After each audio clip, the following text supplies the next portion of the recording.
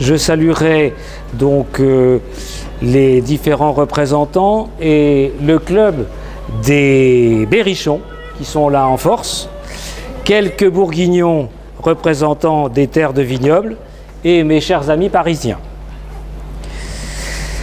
Alors donc cette étude se situe dans le cadre des présentations ayant un aspect particulier sur l'histoire de la médecine, et cette période médiévale est charnière et touche directement à la fonction du moine médecin et de son activité de chirurgien. Alors, le titre, vous le connaissez, et donc à cette période, ces hommes ont eu de grands défis à relever et parfois au péril de leur vie. Nous allons vous faire partager cette belle histoire en vous faisant voyager dans les abbayes bourguignonnes et européennes de Childebert Ier à Louis XII. Voilà le repérage chronologique. Donc vous avez les périodes du Moyen-Âge avec le Haut Moyen-Âge. Comme repère, on a Saint-Benoît de Nursie et puis l'abbaye de Cluny en 910, 1098 Cîteaux et 1350. Et donc notre exposé sera composé de 4 parties. Donc la partie première jusqu'en 910 Cluny, essentiellement la médecine des moines, et peut-être la première Renaissance carolingienne. La deuxième partie sera sur la partie cistercienne, l'école de Salerne et les infirmeries monastiques.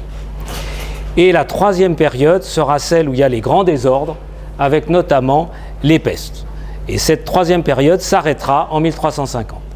La quatrième partie sera la transition avec la Renaissance. Et vous avez ici présenté le repérage chronologique des dignes représentants des 3 familles chirurgicales qui nous font l'honneur d'être avec nous aujourd'hui. Donc M. Guy de Chauliac qui est donc dans cette troisième partie, et puis les descendants d'Ambroise Paré et d'Antoine de Saporta sont dans la partie de la Renaissance. Donc pas directement dans l'exposé qui nous concerne aujourd'hui. Voilà le repérage sur le plan géographique. Et donc, à cette époque, eh bien, il y avait la Méditerranée, bien sûr, et 2 repères qui sont les fleuves du Nil et du Don ou Tanaïs. Et la représentation, c'est Terrare Orbis, avec ce monde en taux, alors que progressivement, eh bien, les terres vont être découvertes. On a ici la vision vers les années 1000. En 1500, on a les découvertes sur tout ce qui s'est passé à l'ouest avec les Amériques, qui est précisé dans la première carte de l'Amérique en 1507, où on voit le petit nom America, qui est donc la découverte de ce nouveau continent. C'est une carte qui est symbolique et qui est plus tardive, en 1581, d'Heinrich Bunting, mais qui permet de voir le centre sur Jérusalem et cette vision en trèfle, qui est en fait la vision symbolique autour de la ville de Jérusalem et qui peut représenter la trifonctionnalité du Moyen-Âge de Dumézil. Quel était le but de notre recherche? Pourquoi on a essayé de savoir comment fonctionnait, qu'est-ce qu'était un moine chirurgien? C'est ça en fait qui nous avait intéressés.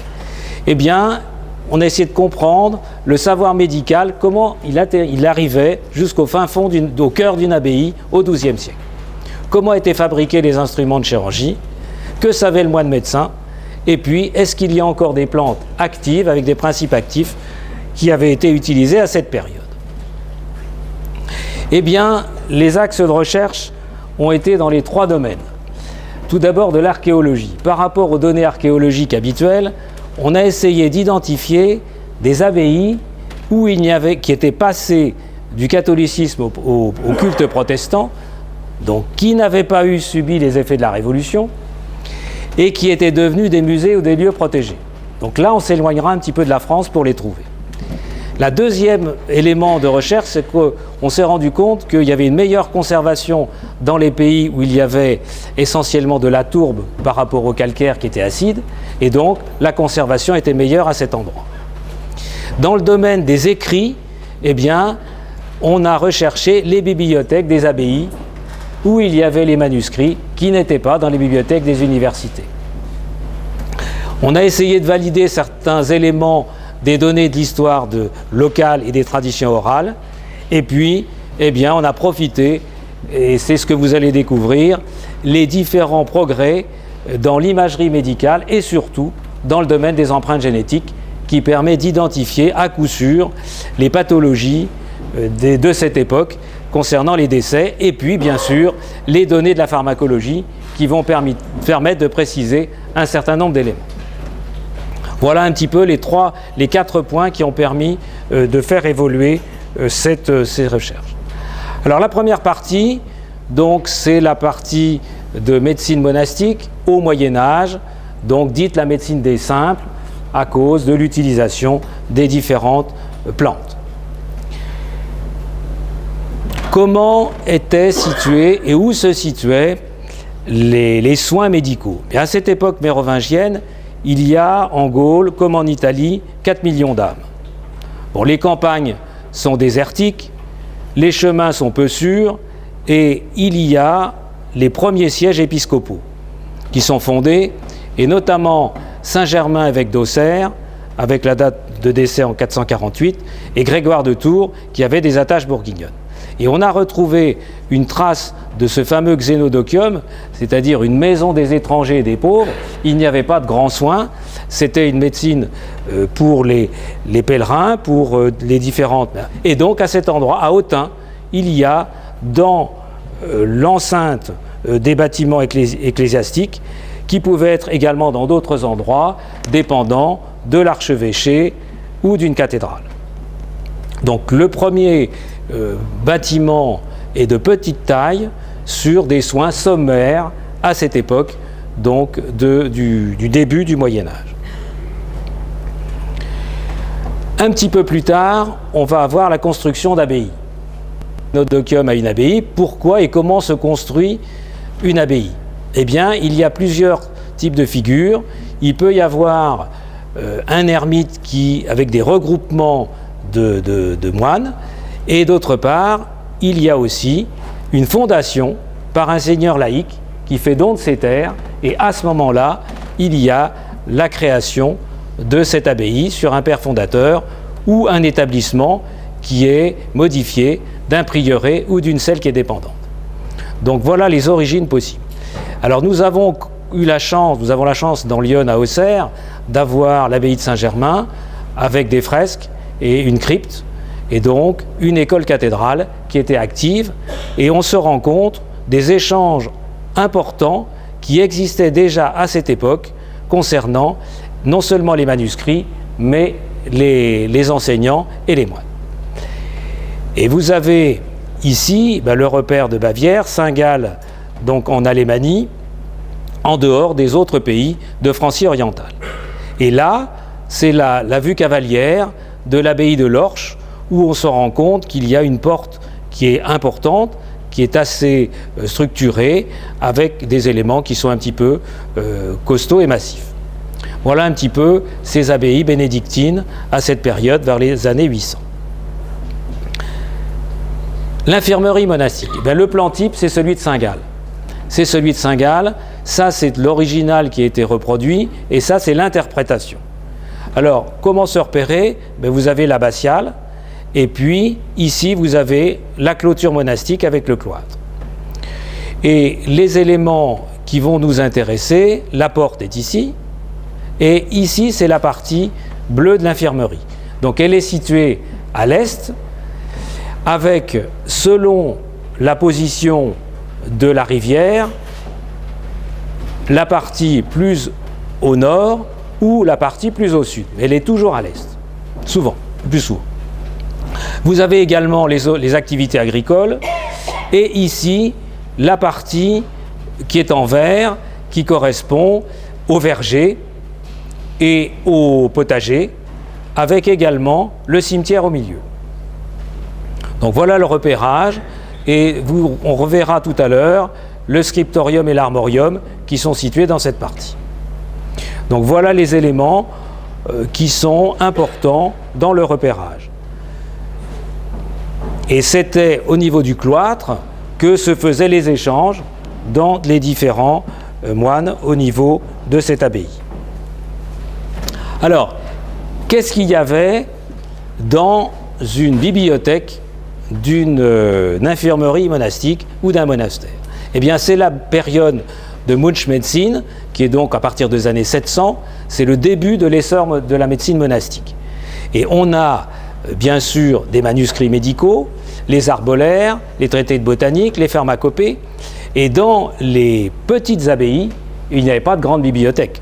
Là, c'est une image d'un film que vous connaissez, et toutes n'avaient pas ce type de bibliothèque. Ça pouvait être uniquement une petite armoire, ce qui est représenté ici. Et vous avez ici la position du scriptorium et de l'armorium.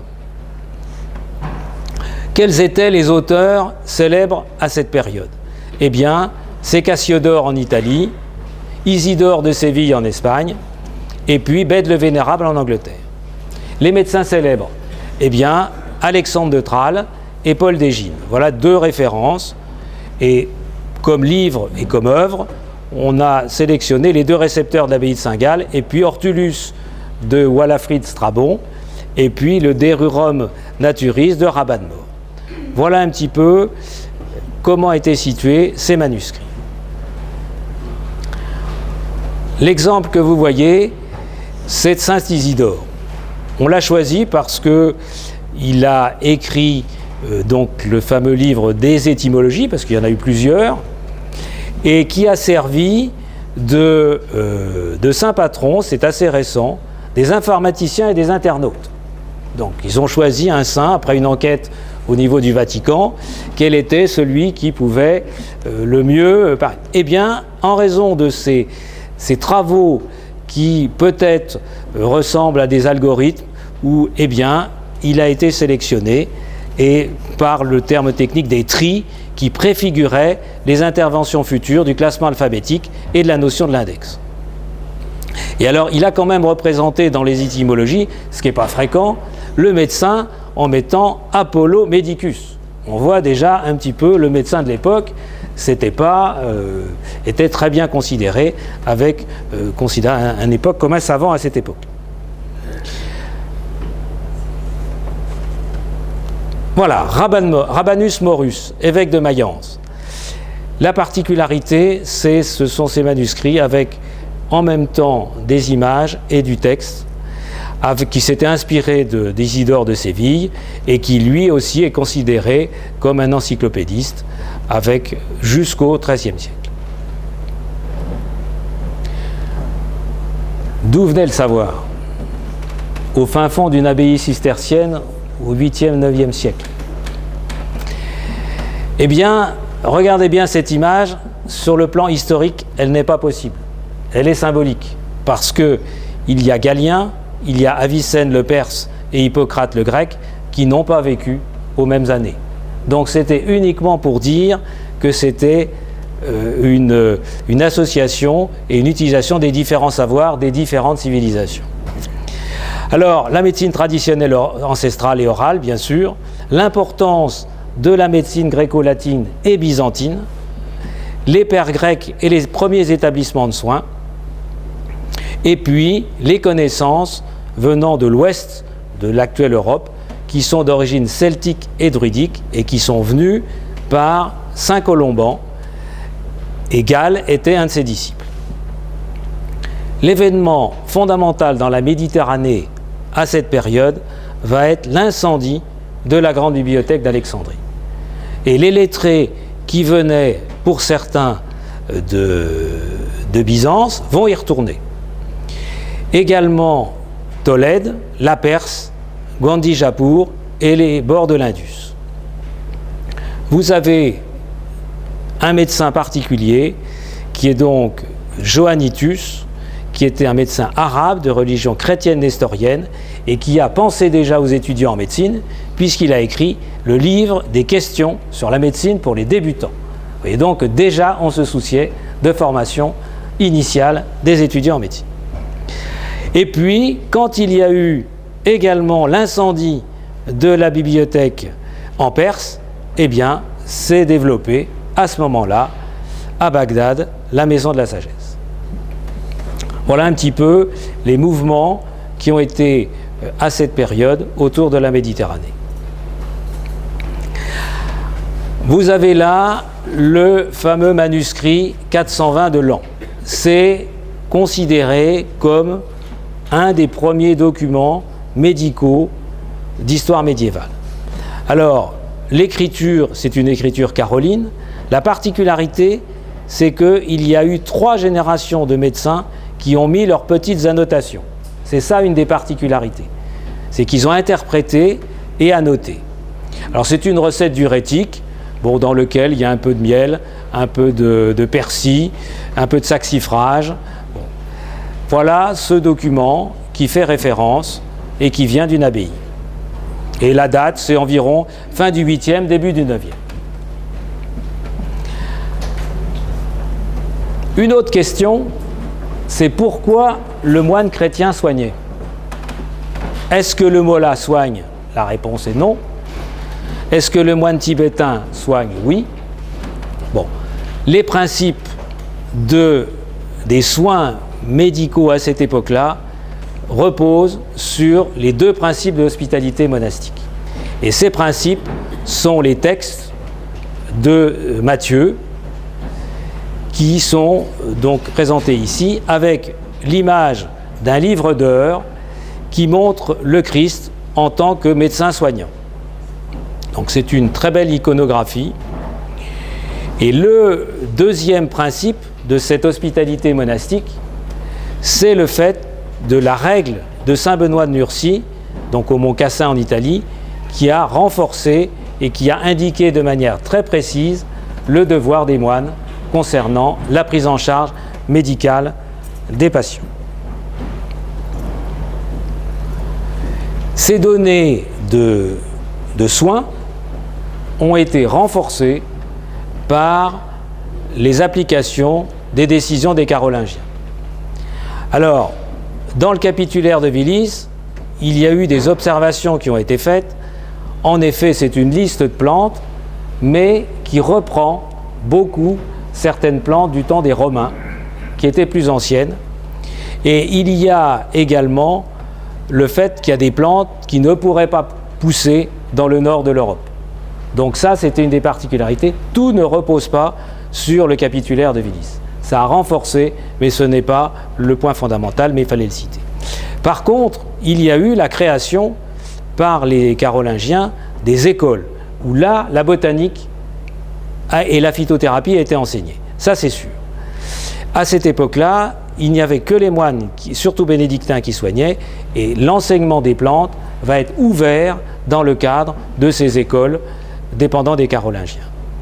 Et ça va renforcer les idées qui avaient été données et les pratiques de culture irlandaise et anglo-saxonne.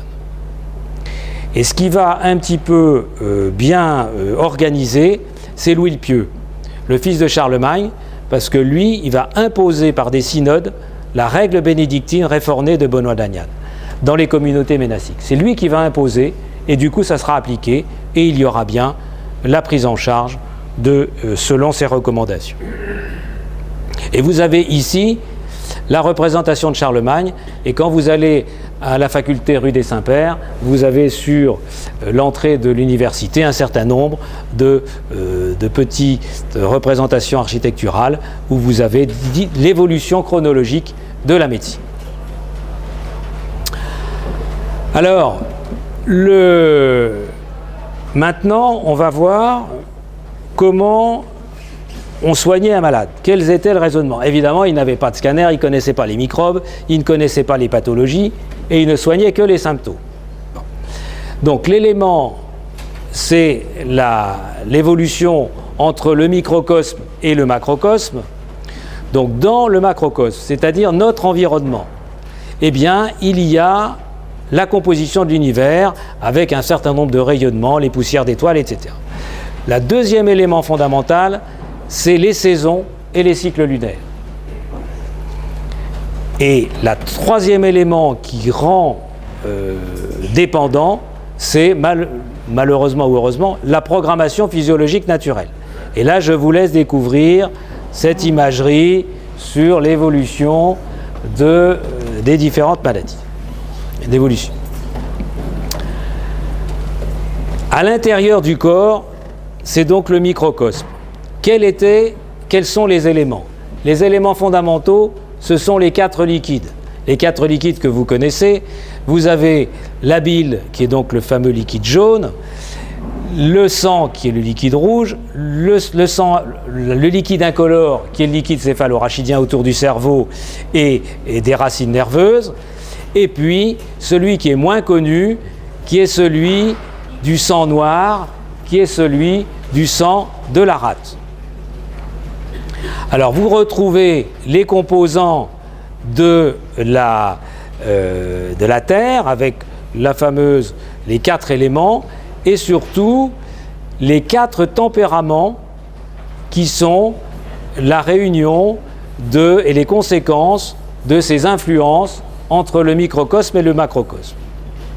Vous retrouvez le tempérament mélancolique, le tempérament colérique, l'optimisme et le flegmatique. Évidemment, c'est stigmatisé. On a peut-être un peu de chaque pour les éléments d'individu. Et le médecin moine, lui, qu'est-ce qu'il sait? Qu'est-ce qu'il utilise? Il utilise que ce qui est sorti de l'extérieur. Donc, il ne peut utiliser que les urines.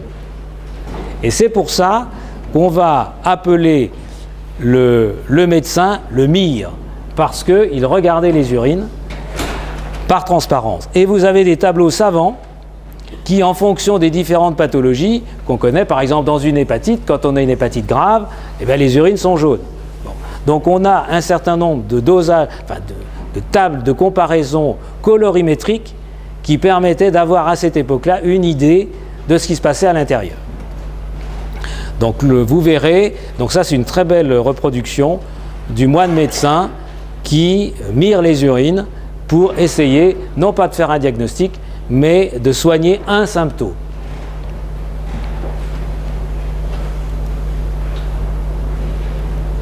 Alors, maintenant que les symptômes étaient déclarés, qu'on était pris en charge,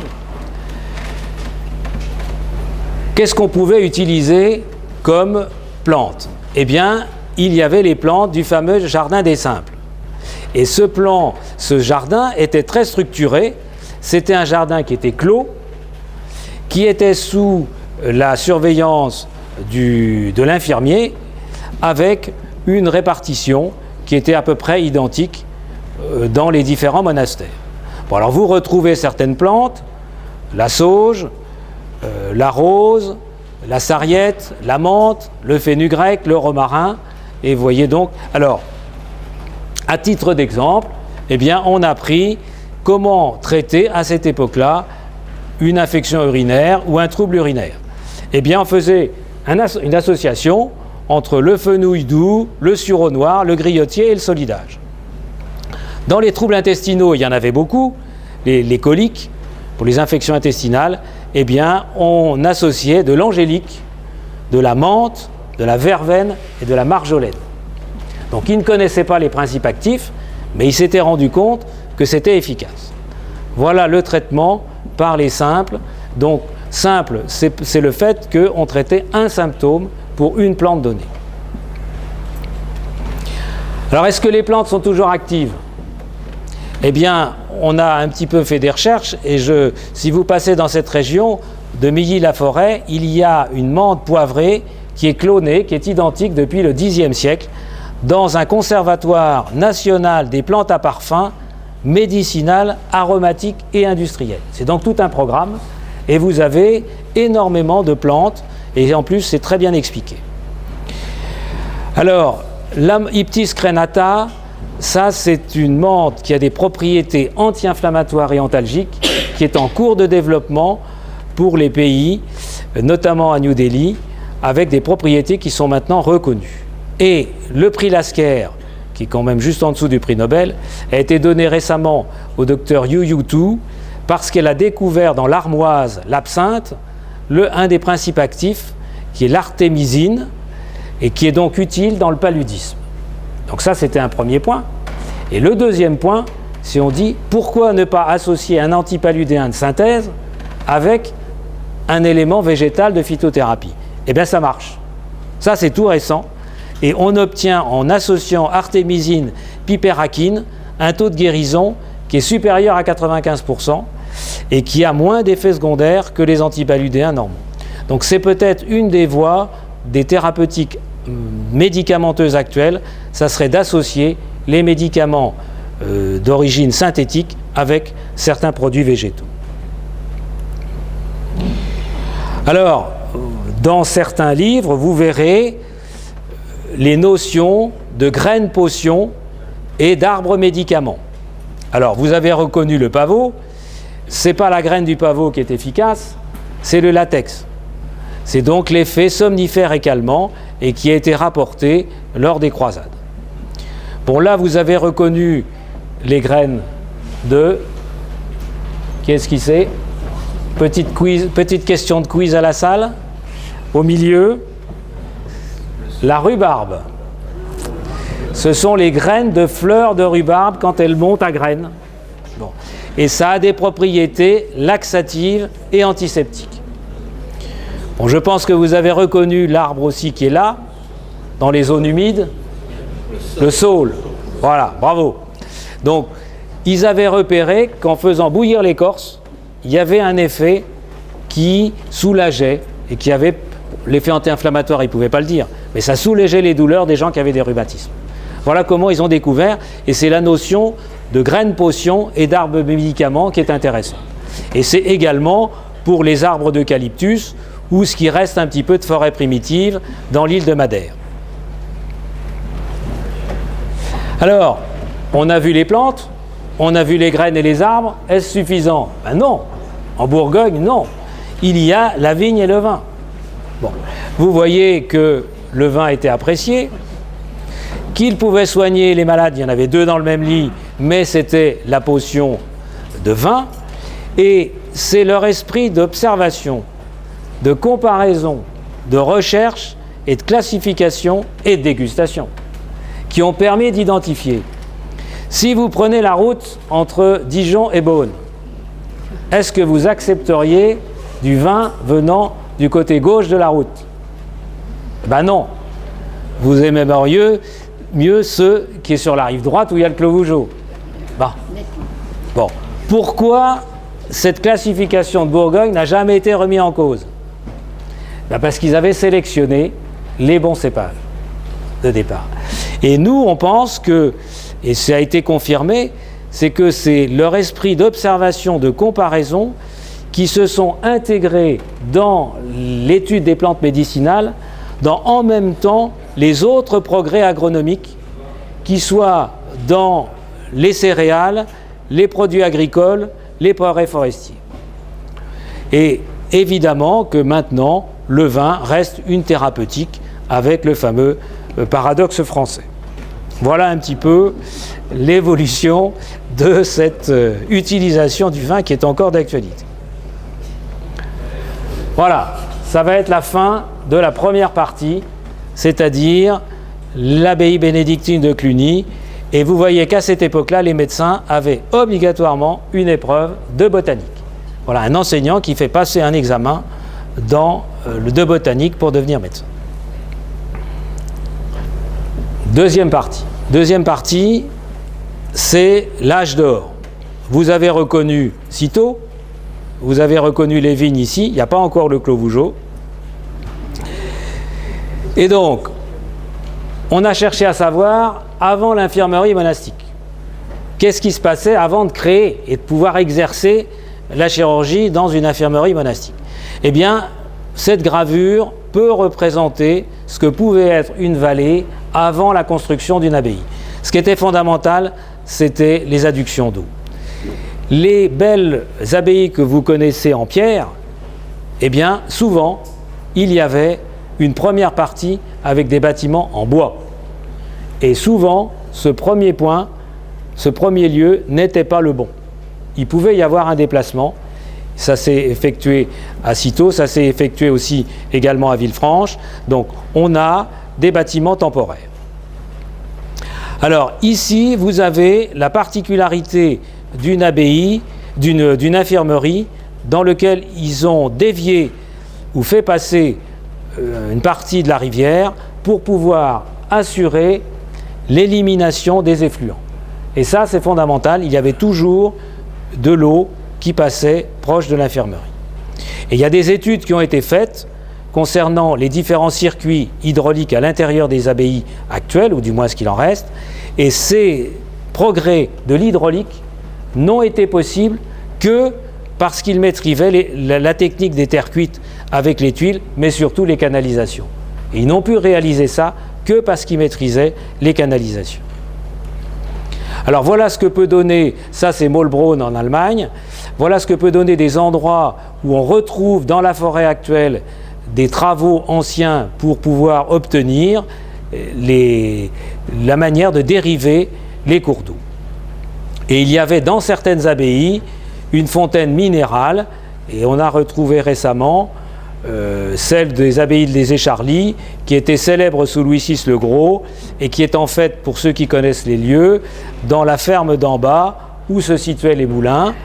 Et il y a eu une thèse qui a été effectuée sur le produit d'hydrogène sulfuré à Paris en 1649 sur les propriétés de cette eau minérale et qui a été confirmée plus tard par les études du baron Thénard. Donc, est-ce que notre moine chirurgien, avant qu'il soit dans son infirmerie, il avait du travail? Il avait du travail parce qu'il était d'abord traumatologue. Il faut déplacer les pierres, il faut couper beaucoup d'arbres, et vous avez ici ce très beau manuscrit où on voit le travail dans les forêts. Ici, vous imaginez comment on pouvait construire l'abbaye avec une structure en bois avant que les voûtes soient fermées. Vous pouvez imaginer qu'il y avait des chutes d'échafaudage, qu'il y avait des brûlures par le plomb en fusion, qu'il y avait des fractures et qu'il y avait des luxations. Donc le moine médecin, il travaillait déjà comme traumatologue avant que l'infirmerie monastique soit développée. Quel était le plan d'une abbaye monastique, d'une infirmerie? Eh bien, en fait, il y a un petit cloître, il y a le chauffoir, le jardin médicinal est tout près, il y a un cabinet du médecin et de l'apothicaire et la fameuse maison des saignées et des lavements. Il y avait une cuisine et il y avait une petite chapelle. Donc et dans certaines grandes abbayes, comme à Ouscan, il pouvait y avoir jusqu'à la possibilité de recevoir 100 personnes. Bon, toutes les abbayes n'étaient pas aussi importantes. Alors, comment fonctionne une infirmerie monastique? Eh bien, c'est le moine infirmier qui est le chef. Il dépend directement du père abbé. Et il a un rôle fondamental, c'est qu'il détecte les malades, les vrais, les faux, et en fait les mourants. Il faut pas de mort subite pour qu'il puisse recevoir les sacrements. Deuxième mode de raisonnement, s'il n'est pas mourant, est-ce qu'il est infectieux? Et ça, on retrouve les principes d'Hippocrate. S'il est infectieux, on le sort de l'abbaye. On va le mettre dans une léproserie, on ne laisse pas la contamination s'installer dans l'infirmerie. Et après, simplement, s'il n'est pas mourant et qu'il n'est pas infecté, on va pouvoir le soigner. Alors, ceux qui ont considéré dans le groupe des malades graves, alités et impotents, eh bien, ils vont avoir un aménagement de la règle, une alimentation adaptée. Alors, à cette deuxième partie, toujours le même raisonnement, quel était le savoir? Eh bien, c'est l'époque de la deuxième partie de Salerne, qui est la bonne période, avec historiquement 4 fondateurs, le juif Hellénus, le grec Pontus, le romain Salernus et le sarrasin Adela. En fait, c'est vraiment ce moment-là, la confrontation des savoirs. Et on les a classés par ordre chronologique et non alphabétique, ce qui fait que dans les noms en francisation, vous avez Rhazès, Alboucassis, Avicenne, Averroès et Mémodide. C'est l'époque de Constantin l'Africain, qui est arrivé à Salerne en 1077, et puis Gérard de Crémone. Les œuvres de référence à cette période, c'est le régime sanitaire et puis le Liber Pantagini, qui est en bas. L'école de Montpellier. L'école de Montpellier, c'est aussi la référence à cette époque. La création, c'est 1150, avec le rôle important des savants de la péninsule ibérique. La fondation d'université, je l'ai mis là, qui n'est pas dans cette deuxième partie, qui est un petit peu plus tardive. Et vous avez ici la bulle concernant la création de l'Université de Montpellier. Alors, on a retrouvé dans une bibliothèque américaine, dépendant du Massachusetts, à Boston, l'exemple, tout le monde parle des traductions. On a cherché de savoir comment ils avaient fait. Et voilà un exemple pour le mot en latin. Vous avez l'écriture en grec, vous avez l'écriture en hébraïque et vous avez l'écriture en arabe. Et c'est donc ce travail qui a été fait sur l'étude, comment ils ont traduit les textes et comment avait été fait leur raisonnement. Quelle était la particularité de cette médecine en abbaye monastique à cette époque-là cistercienne? Eh bien, ce qui va caractériser, c'est la triple prise en charge. Ça va être la prise en charge spirituelle, matérielle et sanitaire. Et donc, on retrouve les textes de saint Matthieu avec, dans la prise en charge spirituelle, la prière et la règle, le renforcement, les pèlerinages, les dévotions, et dans la partie matérielle, l'amélioration des conditions de vie et les apports alimentaires. Et maintenant, on va s'intéresser à la partie sanitaire. Alors, l'exemple de cette prise en charge, cette triple prise en charge, c'est bien sûr Hildegarde. Alors, Hildegarde, on la voit ici en train de mirer les urines, et elle s'est appuyée sur les traditions d'Hippocrate et de Galien. Bon, elle a soigné et guéri par les plantes, et on a retrouvé, ça c'est la vue actuelle, ça c'était les gravures donc, de cet endroit, et ça c'est une reconstitution en image 3 dimensions qui vient d'être effectuée sur ce qui pourrait représenter le visage de Hildegarde. La reconstitution, et vous voyez aussi qu'à ce moment-là, les manuscrits que vous voyez ici voyagent beaucoup. Ils sont déjà promenés dans toute l'Europe. Ce qui est intéressant, c'est les sources, en sachant qu'il y en a une partie des œuvres qui étaient codées. On n'a pas réussi tout de suite à pouvoir les lire. L'explication, c'est qu'il y avait un codage.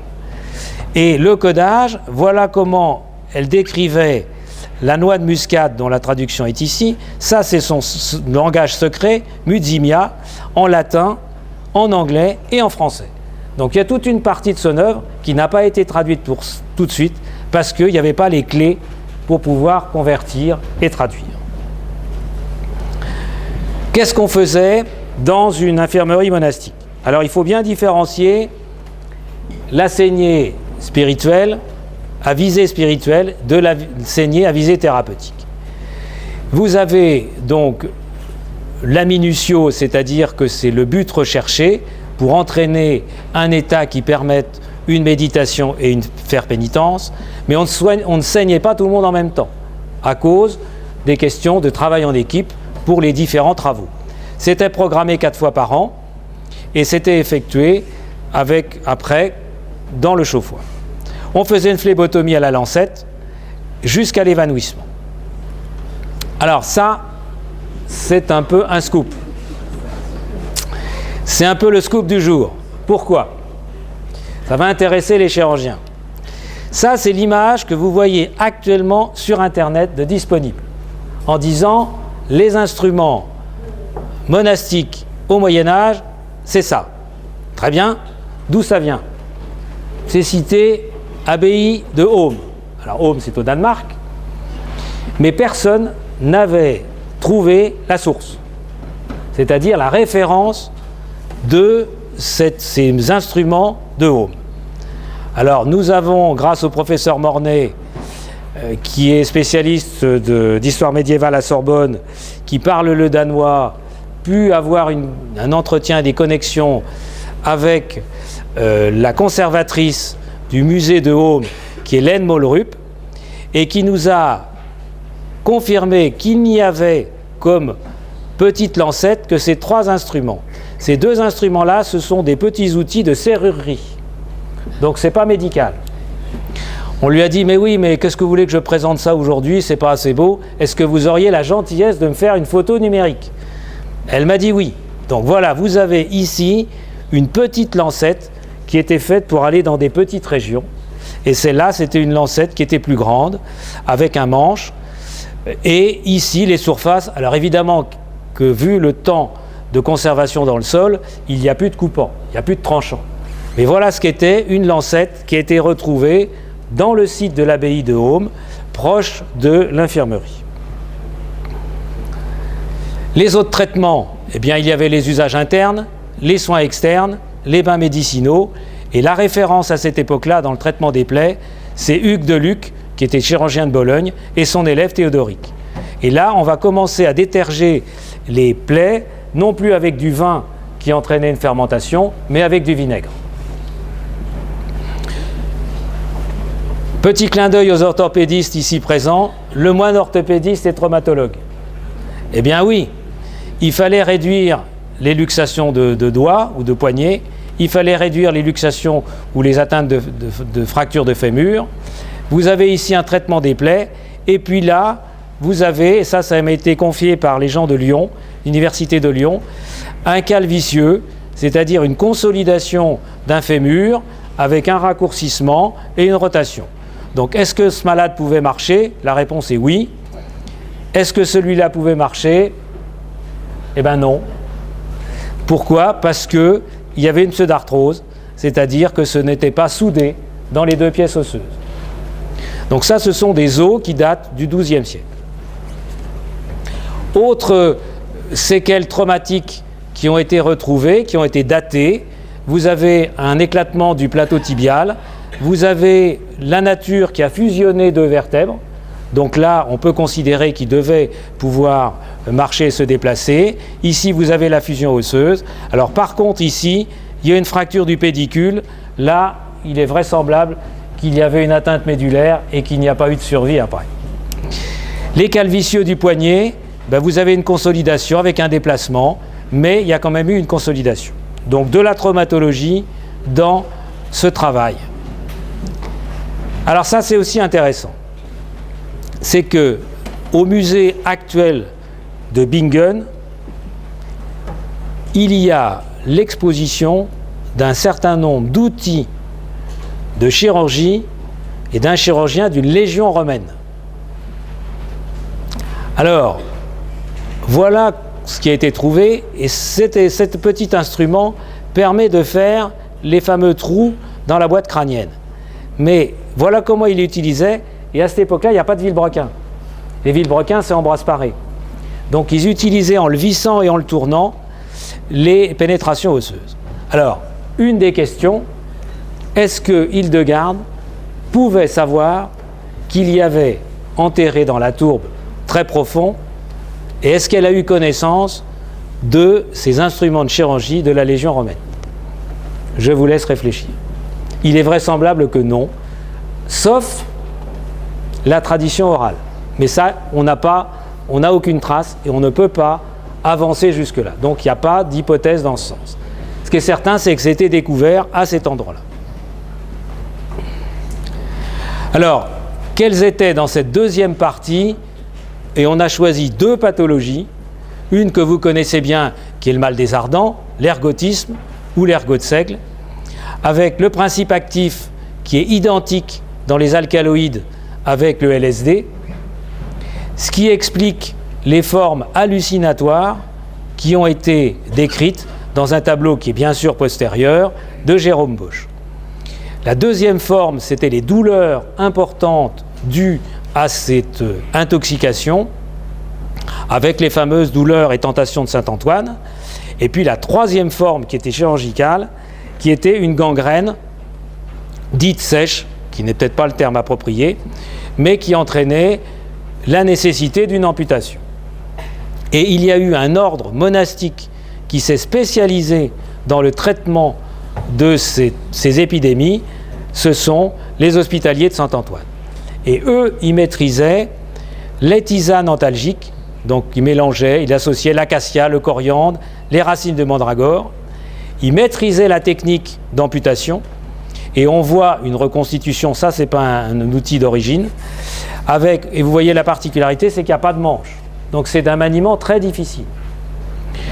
Et ils maîtrisaient également les baumes cicatrisants qui ont été des secrets pendant très longtemps pour pouvoir faire soigner, cicatriser ces moyens d'amputation.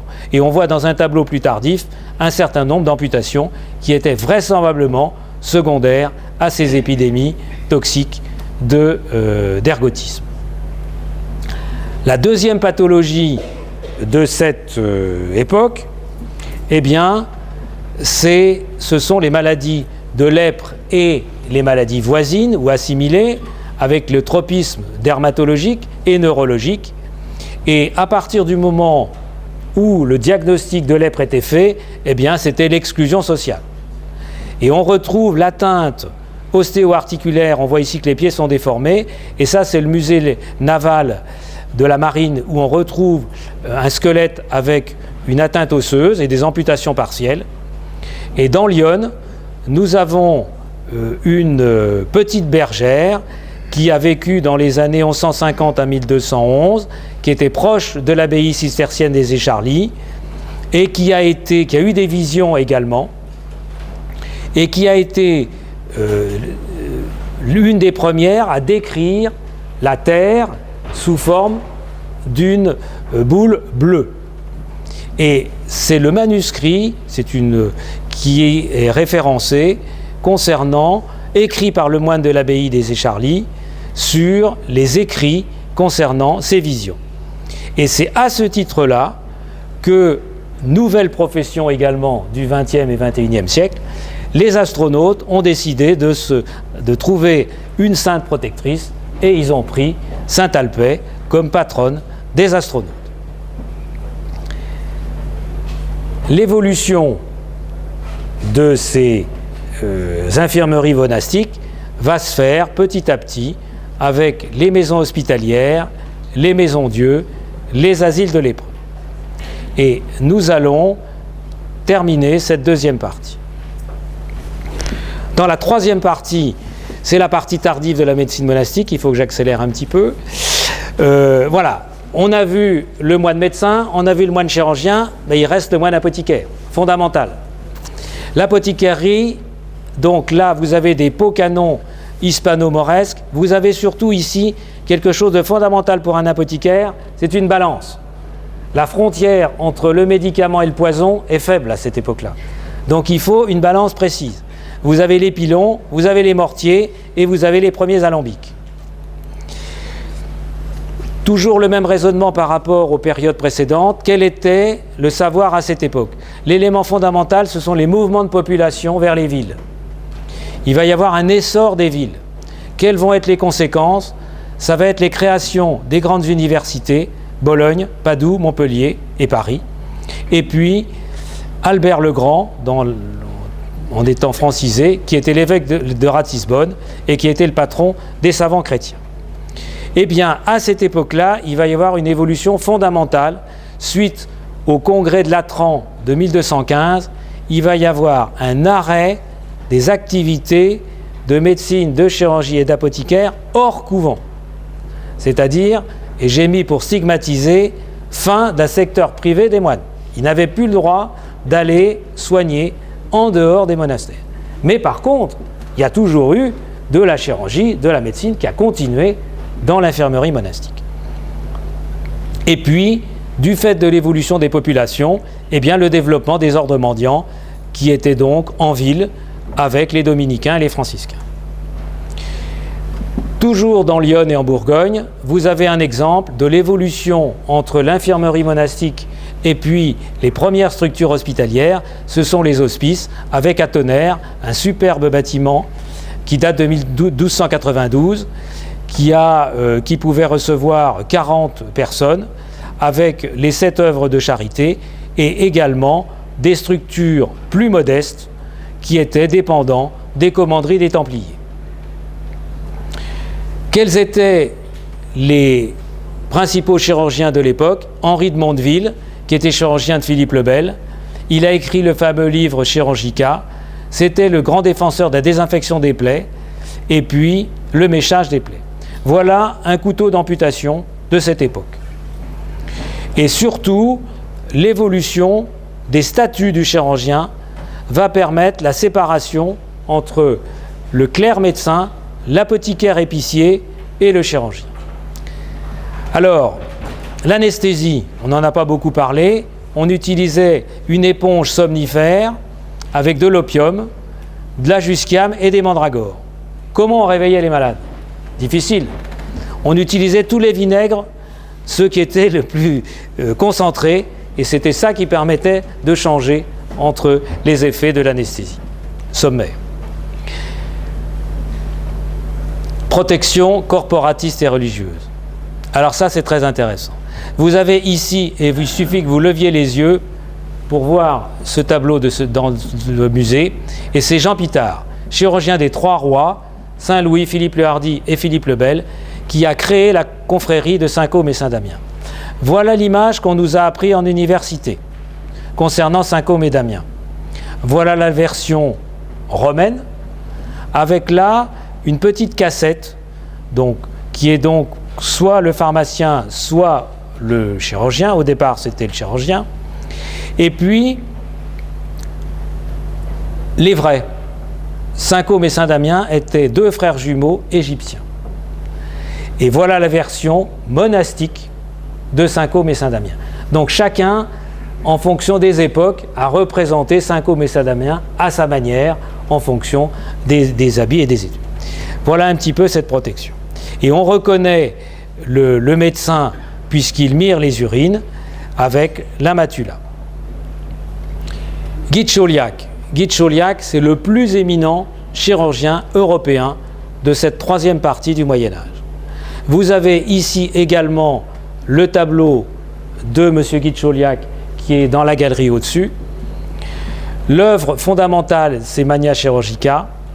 C'était le chirurgien des papes et il a été l'utilisateur, pour ne pas dire le découvreur, de la poulie d'extension dans la réduction des fractures. Il a décrit les opérations chirurgicales, y compris la cure des hernies et le traitement des cataractes. Et par contre, dans ce livre, il n'y a pas de dessin, il n'y a que du texte. Et on verra tout à l'heure quand les instruments ont été décrits. Alors, les pestes, eh bien c'est la grande calamité de cette période. Il y a le passage par la puce à l'homme, l'élément contaminant n'a été découvert que plus tard, et il y a la pandémie de 1347 jusqu'à 1351, avec après des épisodes récurrents. Ce qui est intéressant, c'est qu'il y a trois formes d'épidémie: sylviatique, où ça restait dans les forêts, l'air rural et l'urbaine. Et en fait, ce qui a bouleversé, ce sont les progrès des empreintes génétiques. Actuellement, sur un squelette du 12e de cette époque, on peut toujours trouver un petit peu de sang coagulé sous une dent, et dedans, on va arriver à trouver un peu du codage d'ADN de cet élément contaminant. Pourquoi? Parce que s'il y a eu une septicémie, c'est-à-dire une infection généralisée, il y a eu d'éléments pathogènes partout. Donc c'est ce qu'on retrouve caché sous une dent, et on peut affirmer actuellement que ce squelette est bien dû à un décès, à une peste, alors qu'avant, on n'en était pas absolument sûr. Voilà les formes cliniques. Les formes cliniques, il y en a en fait trois. La forme clinique, c'est la forme septicémique. Et donc, c'est la fameuse image des trois vifs et des trois morts. C'est-à-dire qu'on mourrait d'une septicémie en quelques heures. Et il y a des écrits où quelqu'un commence à être malade en début de village, il traverse le village et il est mort avant la fin du village. Et ce qui fait que la vision des gens qui mouraient dans la rue, eh bien, a entraîné le raisonnement en disant « je vous vois vivant, mais peut-être que vous serez mort tout à l'heure ». C'est ça la traduction de cet élément. La deuxième forme, c'est la forme pulmonaire. Il n'y avait pas de survie avec la forme pulmonaire. Et les seuls qui ont survécu, c'était les formes buboniques qui étaient soignées par les chirurgiens. Le bubon, c'est un ganglion. Un ganglion, il fallait trouver le bon moment pour l'ouvrir, pour le cautériser. Et s'il n'était pas au bon moment, il y avait des hémorragies qui n'étaient pas maîtrisées. Et le principe qui restait de base, c'était le fait de partir vite dès qu'on voyait un malade qui avait la peste, d'aller loin et de revenir le plus tard possible. Donc ça a été utilisé. Et c'était l'époque, ça sera l'époque plus tardive, mais sur cette représentation des danses macabres. Alors les soins de chirurgien, on vient d'en parler, l'isolement, les onguents pour faire mûrir, la cautérisation. Voilà une reproduction des cautérisations, des cautères. Alors le fameux vinaigre aromatique des 4 voleurs, c'est resté dans l'histoire sur les 4 voleurs, mais en fait c'était les soignants qui l'utilisaient aussi. Donc ils l'utilisaient avec une protection, un bâton pour toucher, des éléments pour purifier l'air dans le groin, et puis c'était à base de romarin, absinthe, menthe, camphre et rue. Alors ce qui est intéressant, c'est d'étudier la mortalité en fonction soit de la population générale, 30 à 40% de la population est décédée de ces épidémies. Les soignants, surmortalité, 90%. Et il y a eu un petit exemple de monastère où ils ont dit « mais non, nous on ferme tout ». Bon, ils ont eu 10%, mais ils ont été considérés comme des mauvais chrétiens. Voilà, la fin de la 3e partie. Alors, dans cette abbaye de Maulbronn, vous allez avoir, c'est une abbaye qui est fortifiée, vous avez une très belle fontaine avec des adductions d'eau et des travaux très importants qui ont été effectués. Et voilà l'infirmerie de départ est ici, dans la partie basse. Ils ont rehaussé version extérieure, et ça c'est la version du côté du cloître. Et il y a, dans l'évolution des structures, déjà une amorce d'hôpital, mais ce n'est pas l'hôpital où on le concevait, c'est pour héberger les personnes âgées et les personnes fatiguées. Et ils ont ouvert une partie de la clôture pour pouvoir construire cet hôpital. Alors, ça c'est le must, c'est le 5 étoiles, c'est classe premium, c'est l'Hôtel-Dieu de Beaune.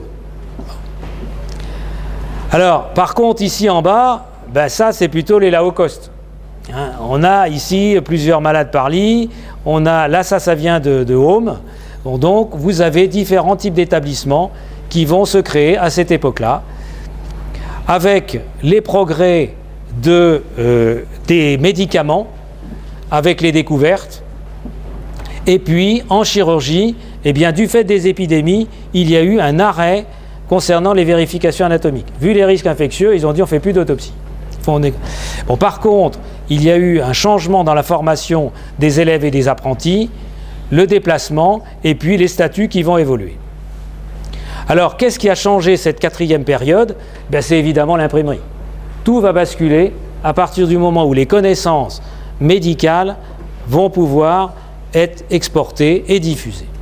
Alors là, il faut faire attention parce qu'il y a des œuvres qui ont été créées, écrites, imprimés et diffusés à cette époque-là, et il y a d'autres livres qui sont beaucoup plus anciens, par exemple celui-là, du 9e siècle, qui ne sera traduit, par exemple, celui-là vers 1068, en latin en 1230, et qui ne sera imprimé qu'à cette époque-là. Donc à partir du moment où il démarre l'imprimerie, il va y avoir un mélange des livres de l'époque et des livres qui correspondent à des traductions anciennes.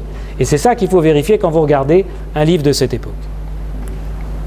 Alors, vous allez, et ça c'est pour un petit clin d'œil pour nos amis lyonnais, Saint-Faury-Champier, c'est un des premiers, c'est un médecin lyonnais qui a publié un des premiers en français. L'importance des illustrations, et ça c'est quelqu'un, M. Joubert, en 1584, donc un petit peu après notre période, qui lui a repris le livre de Guy de Chauliac et qui a imaginé les instruments qu'il pouvait utiliser. Personne n'a les instruments de Guy de Chauliac. Et lui, en fonction des textes, il a décrit ce qu'il pensait être la pensée de M. de Chauliac concernant ces instruments. Et vous avez ici un petit vadémécum de poche, c'est en fait un petit livre de chirurgie que les chirurgiens de l'époque mettaient dans leur sac ou dans leur besace. Et vous avez, pour terminer cette période, les instruments de chirurgie d'Ambroise Paré, qui sont donc de la teste, c'est de la peste, et qui permettaient, selon la position des ganglions, de chauffer ces cautères et d'ouvrir ces abcès et de traiter cette infection. Alors maintenant, on va arriver à la synthèse. La synthèse, on l'a fait en 7 points. Premièrement, c'est cette amplitude chronologique qui était un petit peu difficile à maîtriser. Et il faut se recentrer en considérant que la période importante du développement de la médecine monastique, c'est entre 700 et 1200. Ça a été l'extension du savoir, les prouesses techniques de la maîtrise de l'eau et l'amélioration de la vie et du bien-être. Le deuxième élément, c'est la spécificité de cette prise en charge qui est matérielle, spirituelle et sanitaire, et puis ne pas oublier le rôle politique et social des monastères. Le savoir médical, c'est une transmission et une diffusion des connaissances avec une amélioration des textes et des théories de l'Antiquité. Et c'est surtout, ce qui est intéressant, c'est ce rôle de vecteur, ce rôle de passeur de connaissances antiques grâce aux moines médecins et aux moines chirurgiens.